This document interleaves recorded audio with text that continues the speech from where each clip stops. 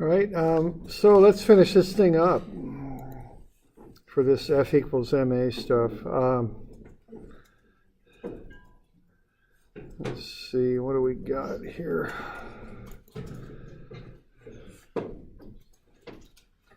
Go there.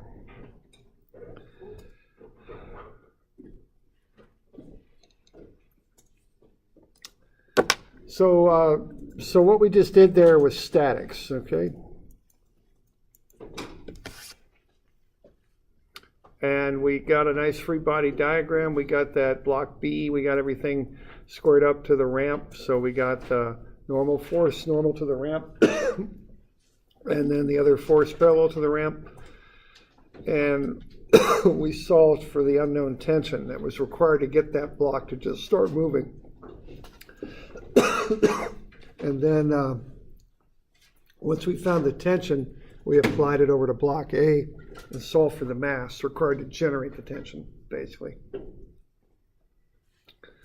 So we're good with that?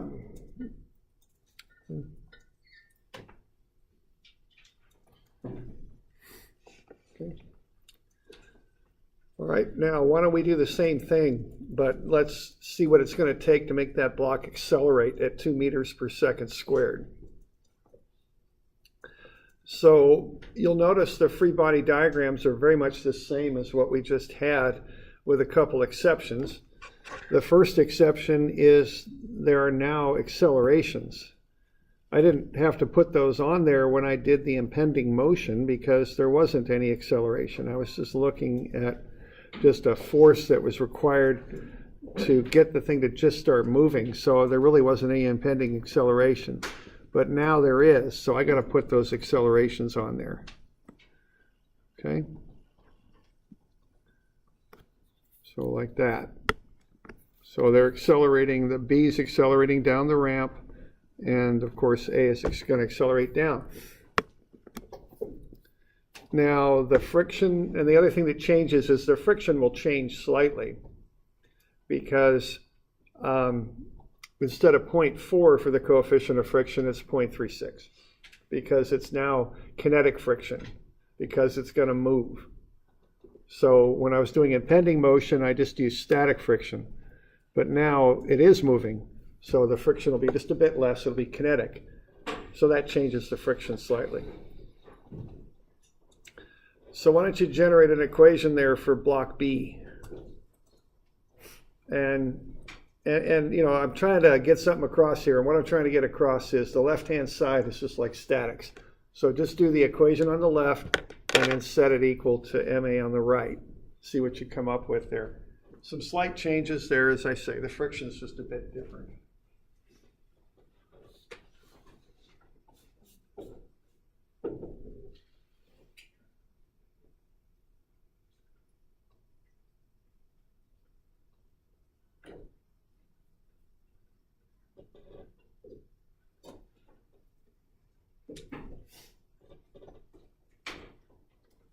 Any questions? You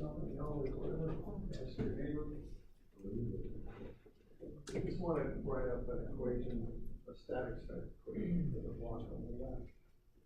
Sorry, for this. F equals it, and we're going to put an MA on the left. We want A to 7 down.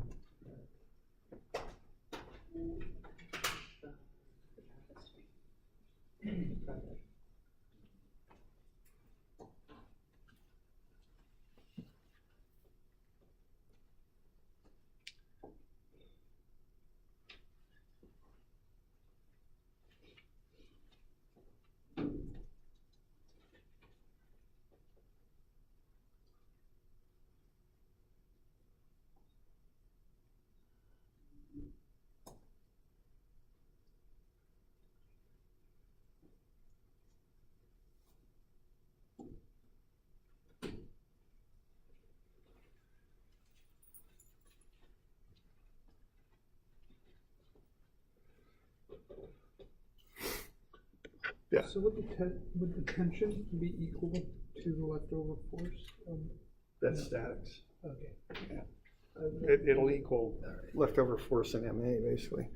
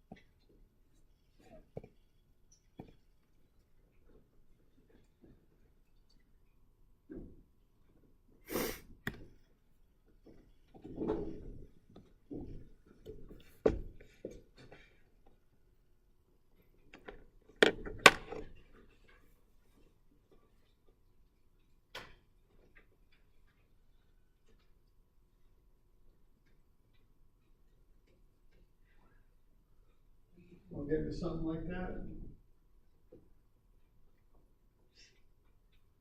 It's the exact same thing we did in statics on the left, isn't it? Tension, weight, friction going back. But now it doesn't equal 0 anymore, it equals 9. That's it.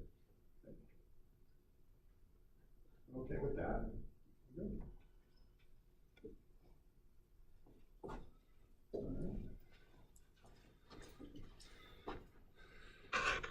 Okay, so we want to find this mass as our goal.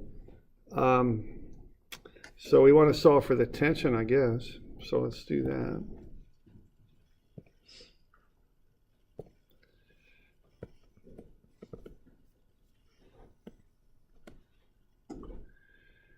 What's that difference there? 5 point, no, is it 4.6 plus? Is that good? Okay. 429, 8.6, okay.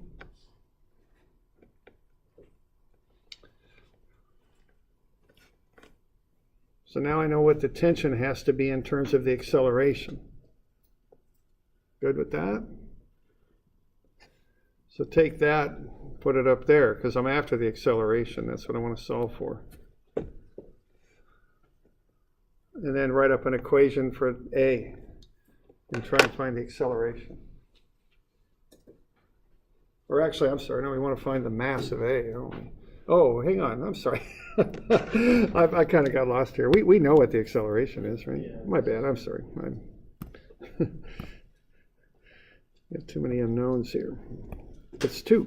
Okay, it's given.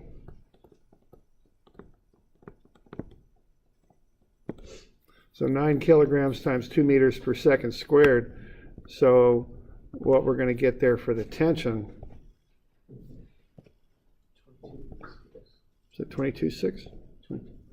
Okay, great. 18 and 22.6 newtons. So that's the tension. That's what's required to get that block going down the ramp at 2 meters per second squared. So now find the required mass. If you got to generate a tension at 22.6, what's the mass have to be to do that? Don't we include the acceleration due to gravity? Where? Like the 9A. We had That, yeah, that's 9.81. That is acceleration. So that's in there. What about this equation? This one? Yeah. Well, no, because it's the acceleration due to gravity is kind of the weight, which is kind of down on the, Okay. and we're given the acceleration, it's 2 meters per second squared. So, we kind of put it in there indirectly. The component is right there. I see. Okay.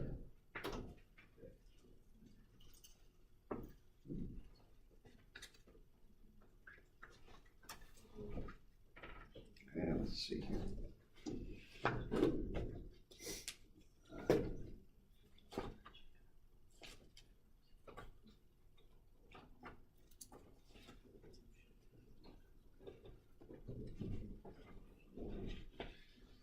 So about 2.89 kilograms is what you should be ending up with. Okay, so about 2.89.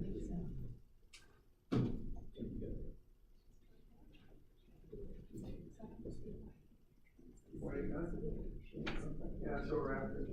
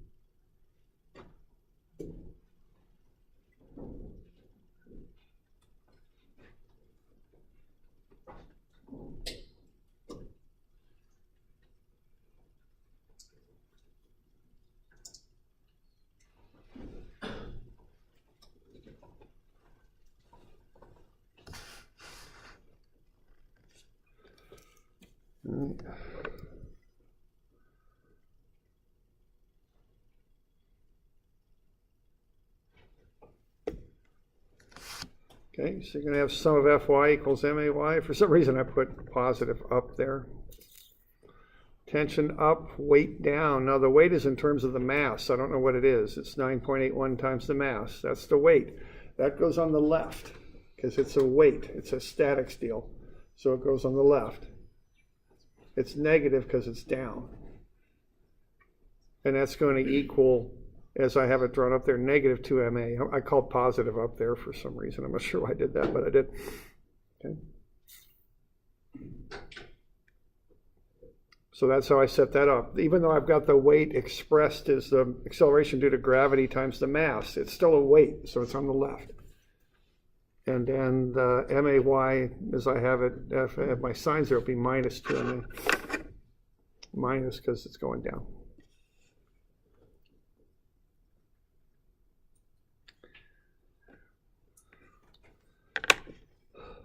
Doing okay with that? Any questions? Okay.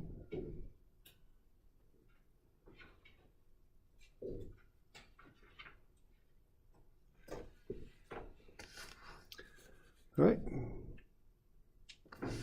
So that's how I would approach this, okay? Now actually you could make it one free body diagram if you wanted. I mean, that might be a quicker way to do it if you wished.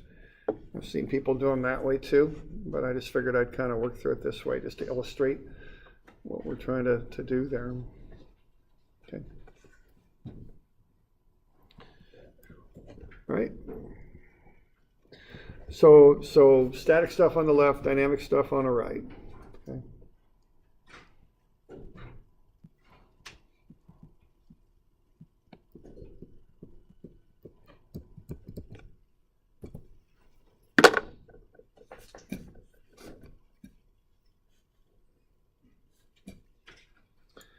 All right, now there's another kind of version of this stuff you can get into, and that's if you're moving in a curved type path.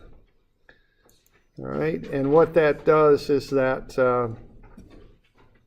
kind of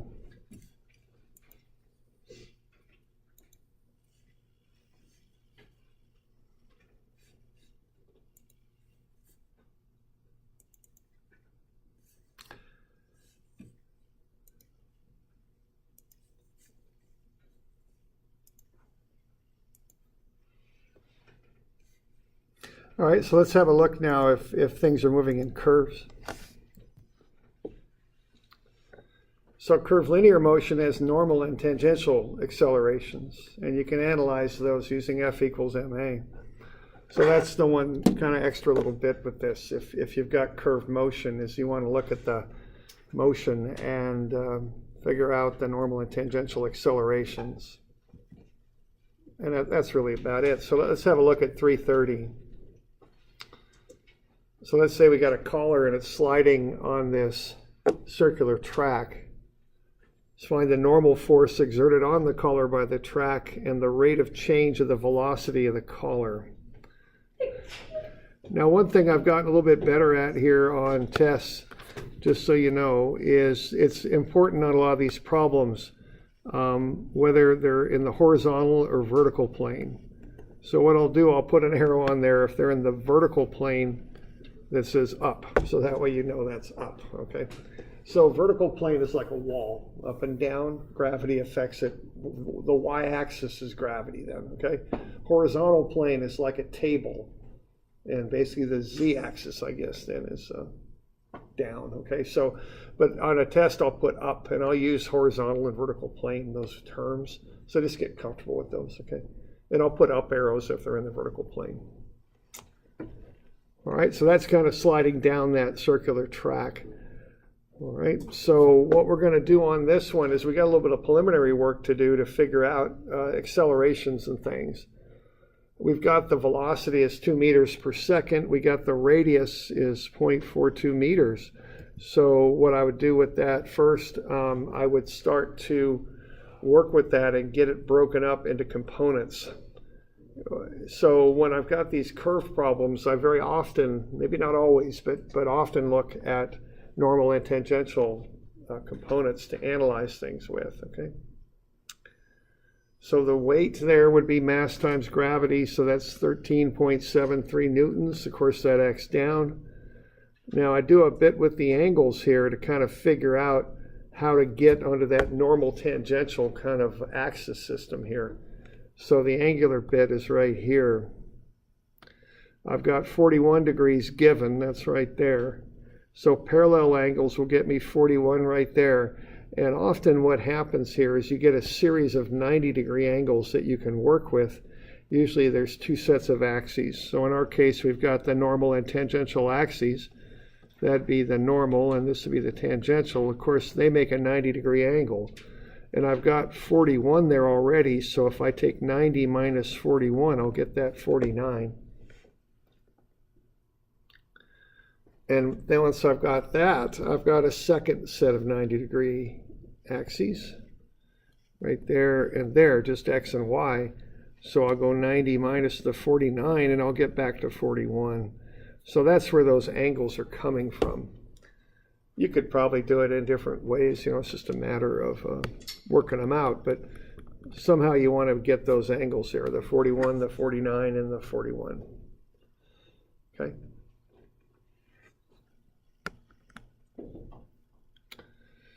So that gets me the angles that I'm going to work with, and then I've got a triangle that I can see there. See, I've got the weight, and that's 13.73, and then I've got that 41-degree angle like so.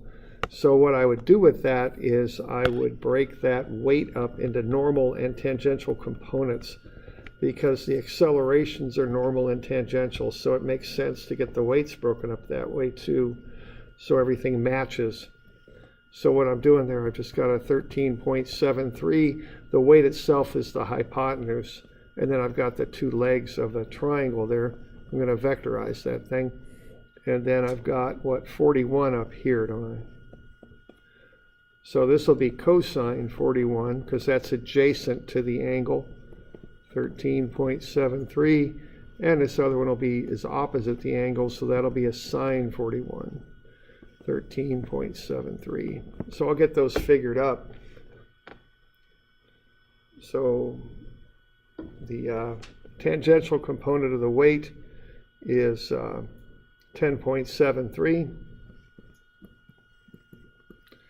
And the normal component of the weight is going to be 9.01. Actually, it's going to be away from the center, though, so that'll be a negative 9.01 when I start putting that into equations and such. Okay.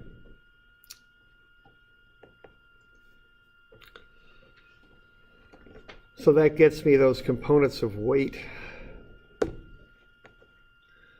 Okay. Now I got a few other things to figure up. The normal acceleration is going to be v squared over r. I got v and I got r, so I can get that normal acceleration, and that'll come out to be 9.52. Okay.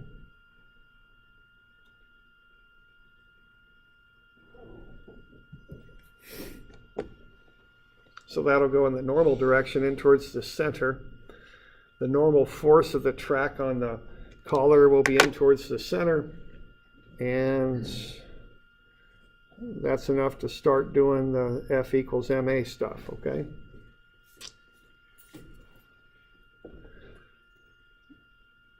So, now, see, if you get a good free body diagram here, everything's all squared up to the normal tangential axes. And writing the equations then is pretty easy, you just, like I was saying, just get the forces and weights on the left, that's the static stuff, masses and accelerations on the right, and just pay attention to your signs, and that's about it. You don't have to overthink it.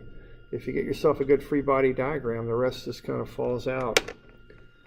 So sum of Fn is MAN. Sum of Fn, that'll be Fn pushing in towards the center. That's what I want to find. And then I've got the 9.01 going away from the center, so that's a negative. And that'll equal the mass times the normal acceleration. So I can just work through that and find what the normal force has to be.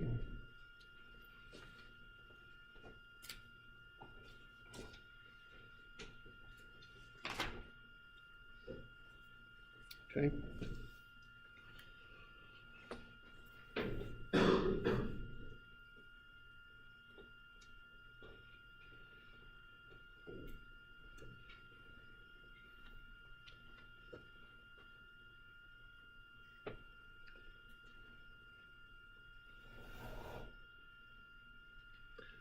So we're doing all right with that? Okay.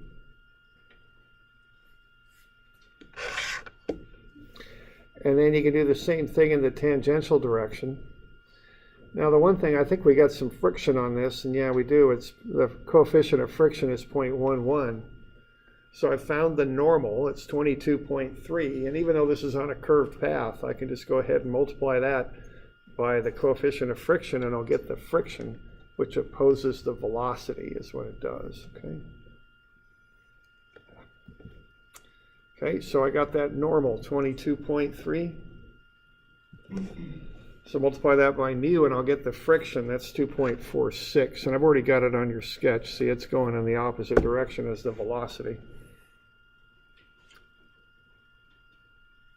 And what I want to solve for next is AT. And I've got everything lined up to do it. I got the forces, and I got the unknown AT, and I know the mass. So it's pretty straight up to get that worked out. Okay.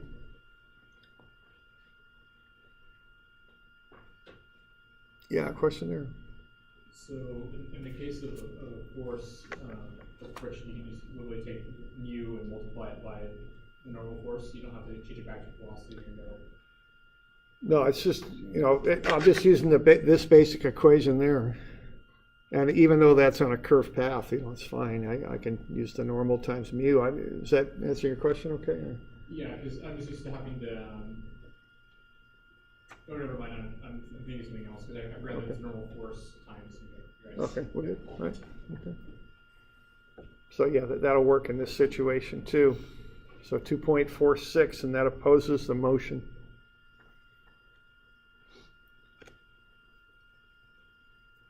Okay. And then again, you just sum up the forces and set them equal to MAT. That's the tangential. Now notice the wording here, the rate of change of the velocity of the collar. You should be getting, so you know what that means. That means AT. That means also dV dt, whatever you want to call it, that's what that is. And so start getting used to the vocabulary on this stuff.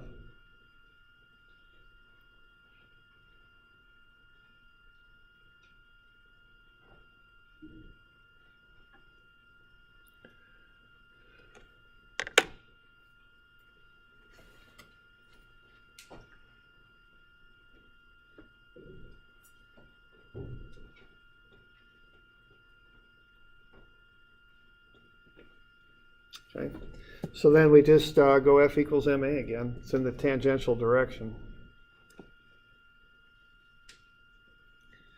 And you got the 10.37 in the tangential direction, so that's what I'm calling positive on this one.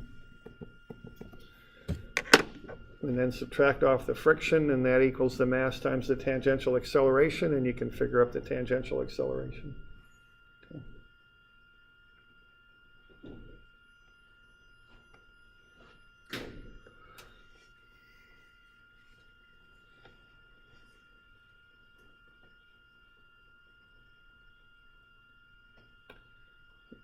good with that one?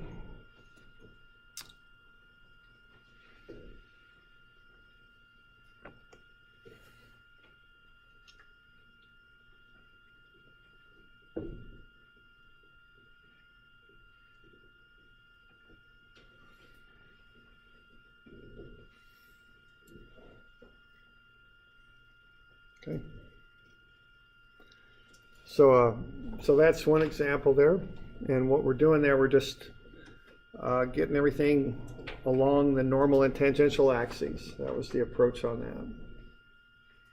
Okay. Now we got one more to look at here. If we're good with that, we got any questions on that stuff?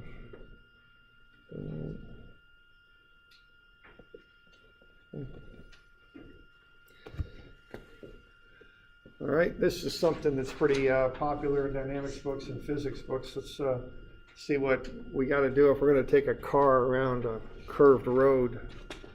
So we got a 1,200 kilogram car traveling on a circular section of a road. Speed is 90 kilometers per hour, which is 25 meters per second. Radius of the road is 180 meters. Find the required coefficient of friction before the car slips. So how much friction do we need on that road? What does mu have to be before that car starts to slip? Now, if that car slips, what's going on here? Let's just take a minute and kind of look at this. Okay, now there's the radius. Now, see what this car wants to do, and this is a top view of the car, is see we're forcing it to go in a circle. Whenever something goes in a circle, you got to force it to do that.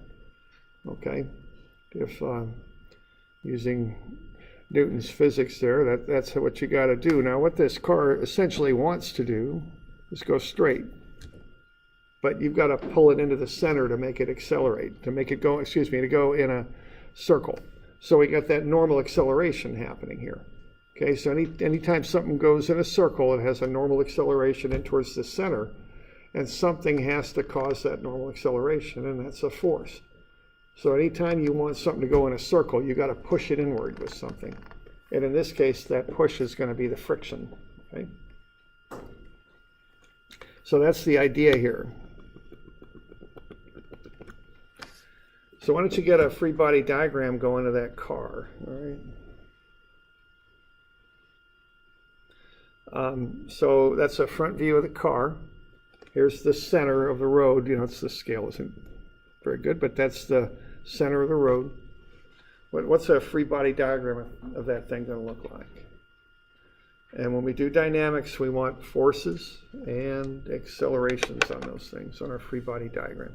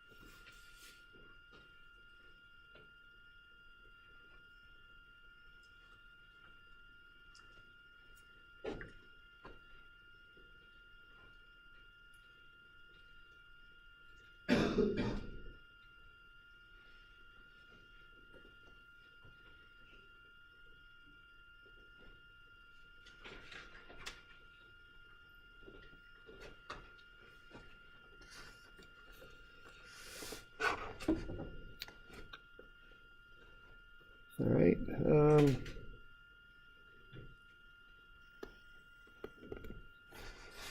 The weight of that thing is it's 11,772 newtons.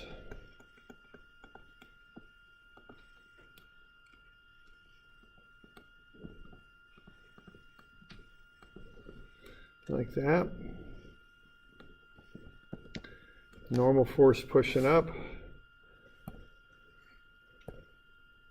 Does that thing have an acceleration on it?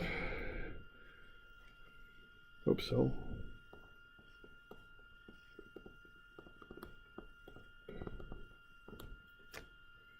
And then it's got the friction. So which way does the friction act, left or right?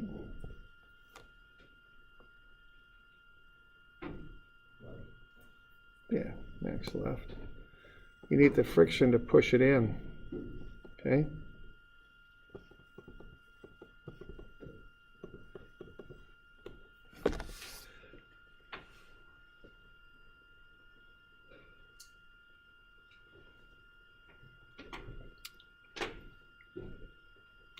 So there you go. All right.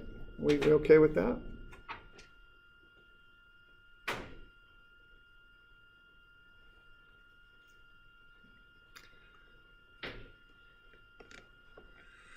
So we ought to be able to come up with a couple of the numbers here. A sub n is v squared over r. V is, 25 meters per second. Square that and divide it by the radius, 180 meters. And that'll get you that acceleration, 3.47, I think. 3.47.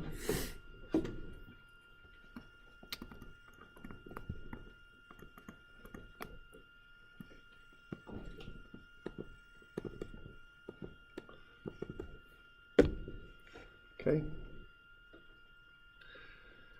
And what else do we got going on here? Probably want to find the normal force, which is going to be quite simple on this one, but just keep in mind, just don't pull off the weight every time and get the normal force. In this case it'll work, but it won't always, so just be careful on that, but in this case it's fine.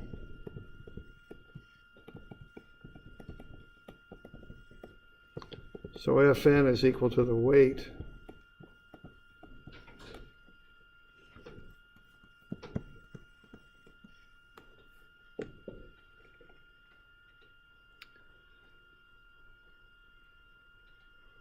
And so what do you get for the friction there? What's that going to be?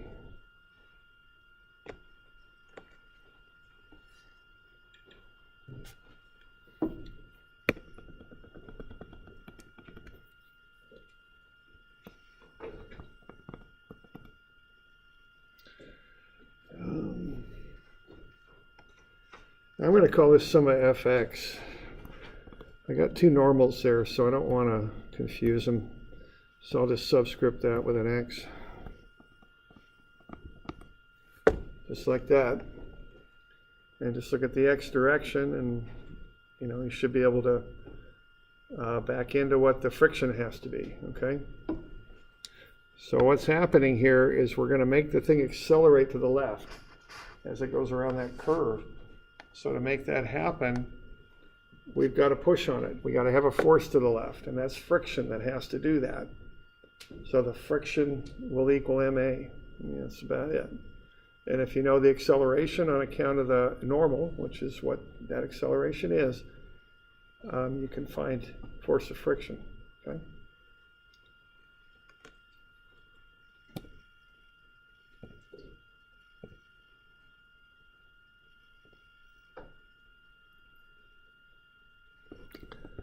So the force of friction is the unknown.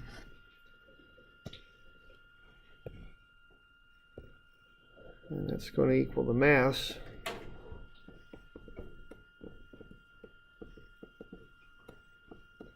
Times the acceleration.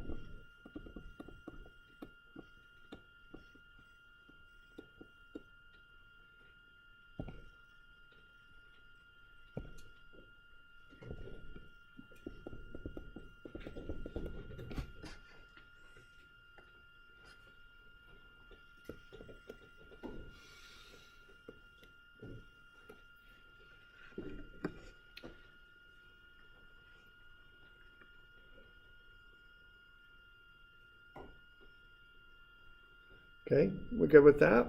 So force of friction is 4,164 newtons. That's what's pushing the car in. Seems a little weird, but that's kind of how it is. I mean, it's F, the push. 4,164 is going to be the mass times the normal acceleration. Okay. Are we just trying to find the coefficient Yeah, of friction? we are. Okay. So, and there's other ways, to do the details on this. So if you want to find mu, so mu Fn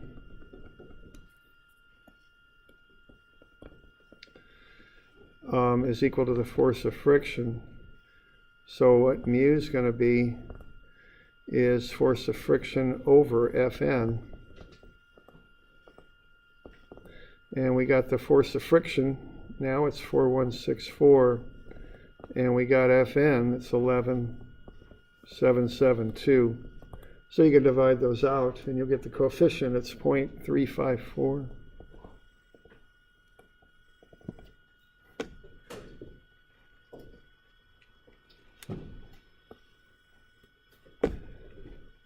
Like so.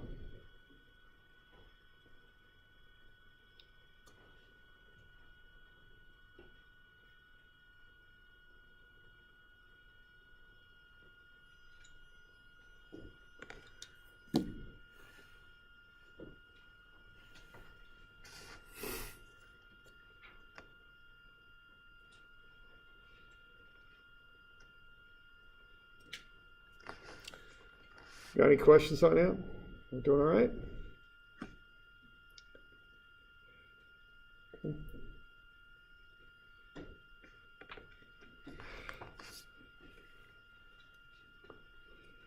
All right. Now we got one other little bit on this to look at if we're okay with this one. Okay. And you might be aware when you go around a curve on a highway, they very often bank the curve. They don't build them flat. Now, on a residential road, they will. You're not going that fast. It's not that big of a deal. But on a highway, if you're doing these speeds, we're doing 90 kilometers per hour. That's about 60 miles per hour, thereabouts, a little less. But you bank the curves, okay?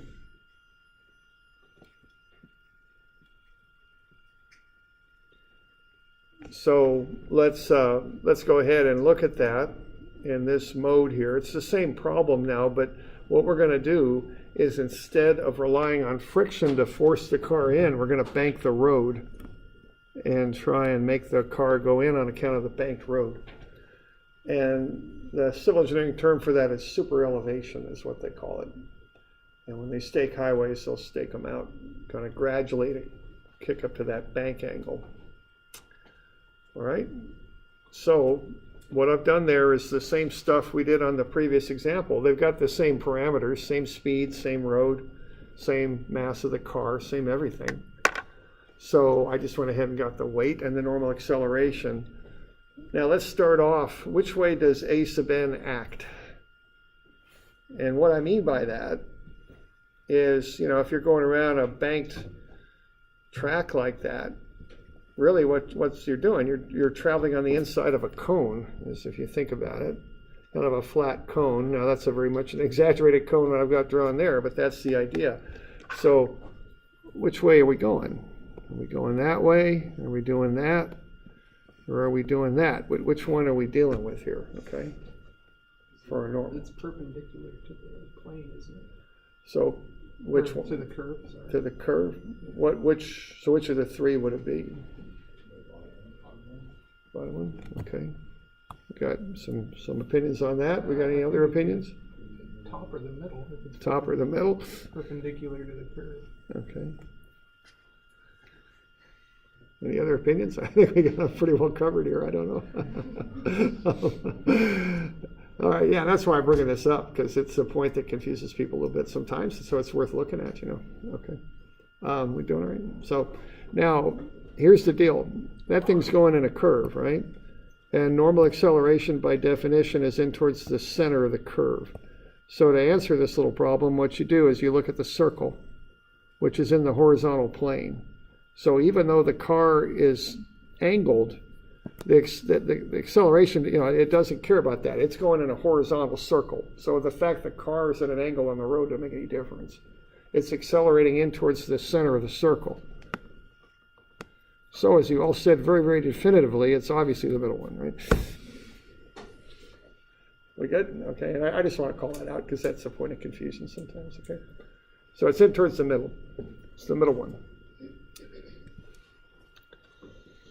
All right, so now you can get yourself a free body diagram drawn of that. Weight down, normal acceleration in towards the center. And I'm not going to call it the normal force because, that's what we call it often when we're talking about friction and all that. Instead, I'm going to call it the force of the road just because I've already got a normal acceleration and they're not aligned with each other. So what I'm doing there, I'm just calling that force of the road is what I'm going to call it. Now, we're not considering friction on this. Okay?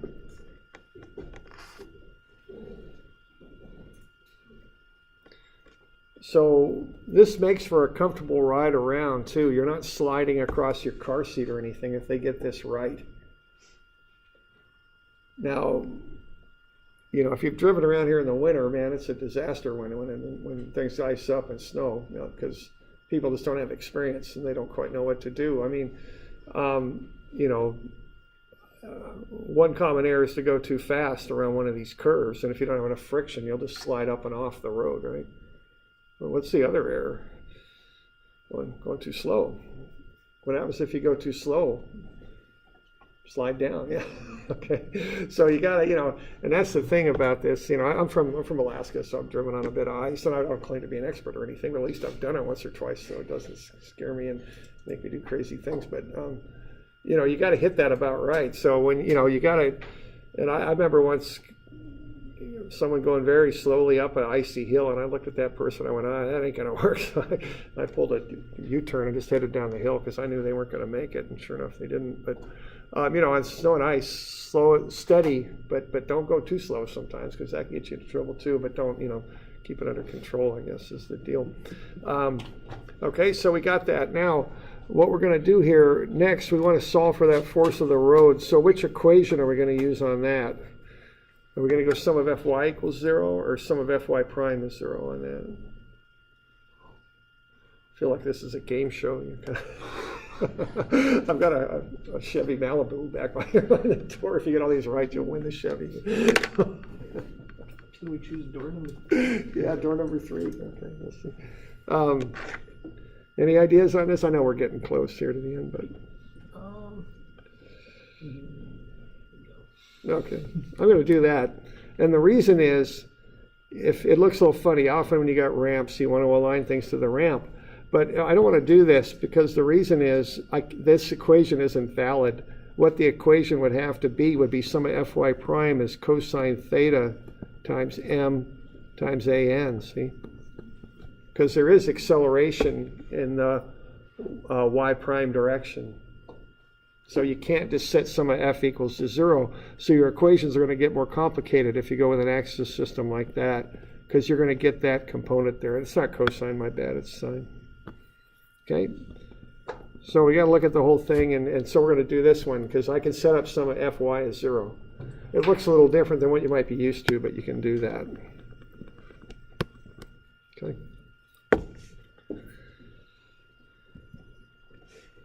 So we'll go with that, okay? So now we'll go sum of Fy is 0, and we'll go ahead and solve for the force of the road. Okay?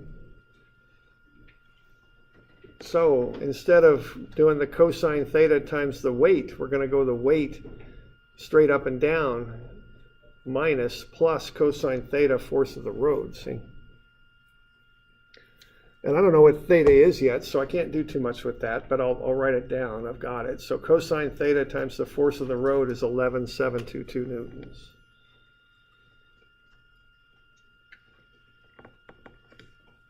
Okay.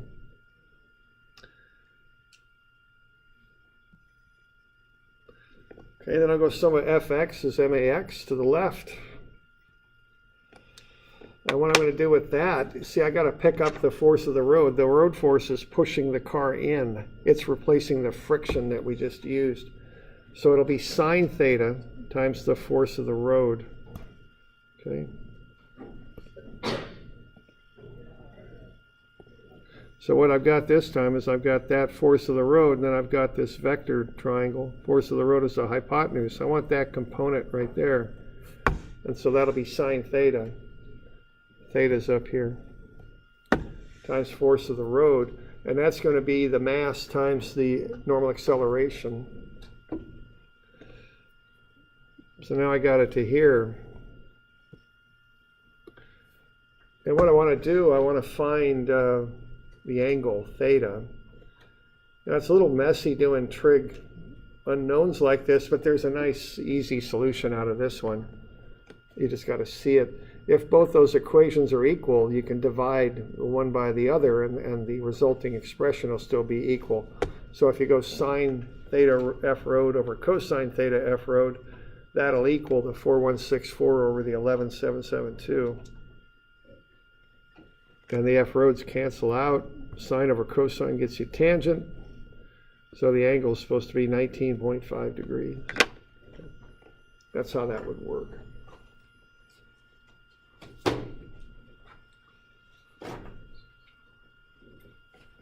Right.